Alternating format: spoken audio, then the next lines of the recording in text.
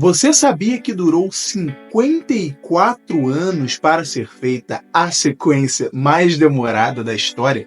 Pois é, 54 anos entre o filme 1 e 2. Eu tô falando aqui de Mary Poppins: O Retorno. E não se engane, esse filme não é um reboot, ele é um original. Obviamente a gente não tem aqui o elenco original, é uma outra geração, mas que remonta ao filme de 1964 e é sim uma continuação direta, sendo ambientada 25 anos depois da história original.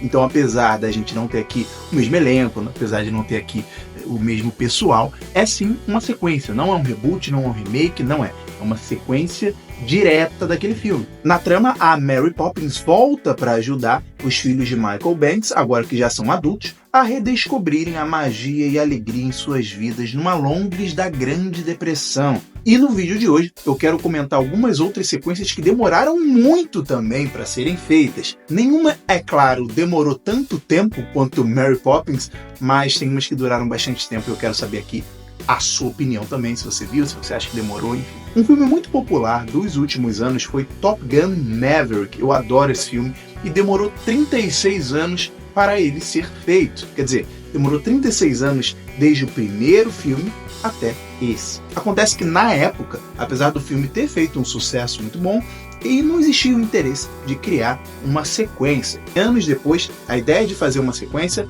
surgiu. E demorou muito tempo para esse desenvolvimento ser feito. Até que em 2017 a ideia foi confirmada, mas eles passaram por muitos desafios criativos. A ideia, de fazer uma tecnologia sofisticada, usar o mínimo de CGI possível, pilotar os aviões, como o Tom Cruise gosta de reprisar, ele gosta sempre de fazer tudo o mais real possível, tornou as filmagens muito mais difíceis. E é claro, a pandemia, esse filme foi produzido bem na pandemia. Então todo esse perfeccionismo, toda essa tecnologia, toda essa sofisticação e mais problemas burocráticos, mais problemas de pandemia, enfim, atrasou muito o lançamento desse filme. Mas felizmente o filme foi um tremendo sucesso, se pagou e deu muito lucro, e além, é claro, de ter sido um exemplo ali para Hollywood, que se tornou muito grata aí ao Tom Cruise e toda a produção de Top Gun, porque foi um dos únicos filmes que fez um sucesso muito grande, sendo lançado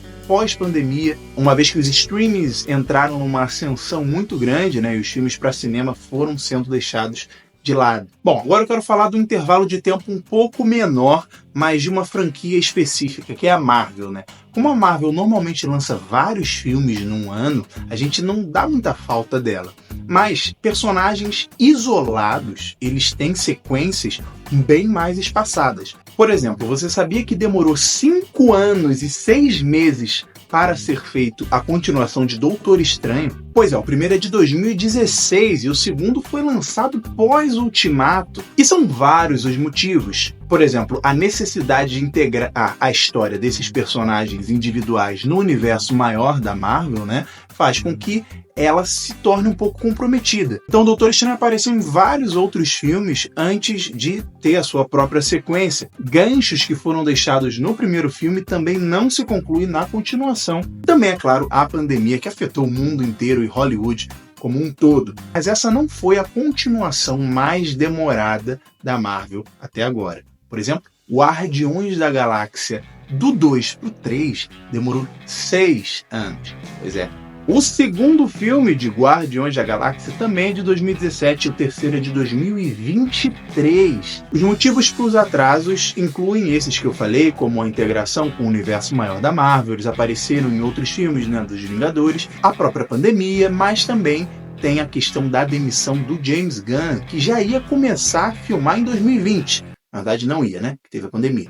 Mas estava previsto para ele fazer esse filme naquela época. Mas vocês lembram que ele foi demitido da Marvel por conta de umas tretas ali. Depois ele voltou, mas era tarde demais. O projeto foi todo refeito por ele pouco antes dele entrar oficialmente como um dos CEOs da DC. Enfim, é uma longa história, mas mostra aí que vários são os motivos para atrasar uma produção cinematográfica. Mas você não tem motivo para atrasar o seu like. Olha só quanto tempo tem esse vídeo aqui. E se você está assistindo até agora, você já gostou. Então dá essa demonstração para mim.